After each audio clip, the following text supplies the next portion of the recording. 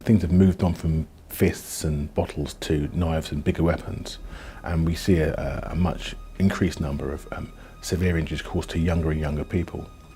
Whereas traditionally people used to be injured in their early 20s, we now see quite a lot of younger teenagers, 14, 15, 16-year-olds being injured.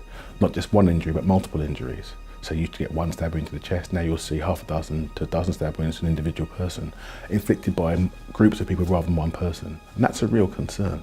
I think people think that stabbings are really simple, either you live or you die, and that's a nice idea, but that's not that quite straightforward.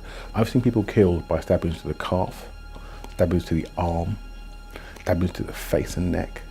And no matter what you think about knife injuries, even a small wound to the buttock can be fatal. So my advice to any individual contemplating using a knife is don't. There is no place to stab something that's safe. There's nowhere you can't cause harm or permanent disfigurement. Apart from the physical injuries, there's a real mental trauma. So people who survive knife injuries often don't return to normal lives. They have to change their risk assessment, they don't go out as much, they don't socialise as well.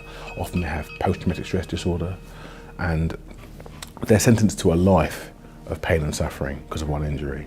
And it ruins lives and ruins families' lives.